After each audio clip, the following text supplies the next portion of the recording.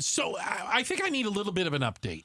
And I actually have gotten a few comments on the Twitter machine and the text line, 620-620. A lot of people grew up with the trials and tribulations of baby Riley. Yes. We remember when you had a beautiful girl and she started growing up. I remember that at one point you were referring to her as the Glendale Lionel Messi. Well, it's Gilbert. Gilbert, I apologize. Yes. Gilbert Lionel Messi. I didn't even know who Messi was at that point. You didn't even know. No. Yeah. And we've decided to change that around, that Lionel Messi is the now Miami version of Baby Riley, that she was a prolific scoring machine in the world of soccer. Yeah, like 6 and 7. Yeah. Listen, she was amazing. What is she doing now? She's still amazing. Yeah. She's playing some pretty high-level soccer. Well, let's say up until December of last year when she tore her ACL. Ouch. Yeah. Now, that's a common injury for women? Is that what I heard? It is wildly common. That wasn't just, okay. Like, it's an epidemic almost. With girls, specifically. Yeah, and there's a lot of reasons why, and research that's coming out as to why that might in fact be. But for those, I was unaware. My daughter plays the sport, and I knew that it happened a lot in women's soccer, but I didn't know what that meant. It means you're out for pretty much a year. Oh, wow. Yeah, so she hasn't touched a soccer ball since December. Oh, that's but heartbreaking. She's getting a brace, and she's going to be back here probably in about a month and a half or so. So we're super excited about that. Okay. But, yeah, because of her, I now know who Messi is. I'm glad to hear it. Yeah. And because of her, I also know who like Megan Rapinoe is. Uh-huh. I know who Carly Lloyd is. Look at you. I know, just. So is it fair to say that she's a fan of, is it just women's soccer or women's sports? She's soccer. She's primarily focused on that. Primarily That's fair. soccer. That's fair.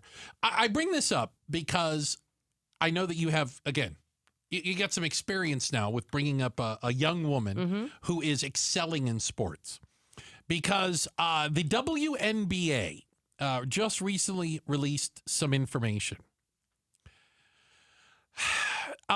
This is a good year for them. The viewership was up 54 million unique viewers across all of their networks and their platforms. Okay. Game attendance, the highest they've ever seen. Social media, biggest numbers ever, and merchandise sales through the roof. So here's my question. Is this because the world has opened its eyes to the wonders of female sports, which have always kind of taken a backseat to the men in most sports? Or is it driven by Caitlin Clark? Is it driven by one face, one athlete that's bringing the eyeballs and people to the game? I don't know if you can entirely credit it to Caitlin Clark. Does she have a huge impact on it? Absolutely. I never watched WNBA until she came around. Okay, so you're an example of So one. I am an example of that, but you can also see She's her as... Gatos' by the way, favorite athlete on the planet. I love it. I absolutely love hearing that. Yeah. But she can also be like the gateway.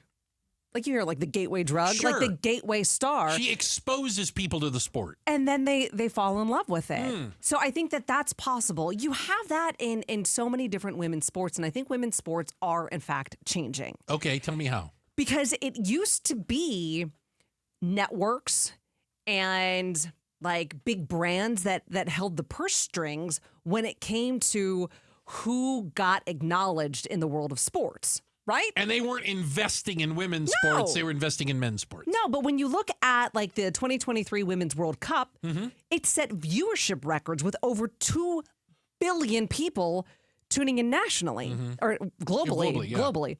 So what you have now is you've got some of these sponsors that are paying attention. But more importantly, where I think things are shifting, because I see it with my own daughter, Right.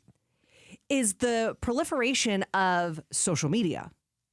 These athletes, these teams can now leverage exposure to younger viewers through social media platforms. They don't need the purse strings of brands. They don't need corporations or cable networks or those that make the decision. They've got millions of followers on the TikTok. Yeah, and so then they're getting influence deals and things along those lines. And like things are changing. The game is changing. Here's how and I'm still not all on board with women's sports. I only have so much bandwidth. Okay. So, but I am familiar.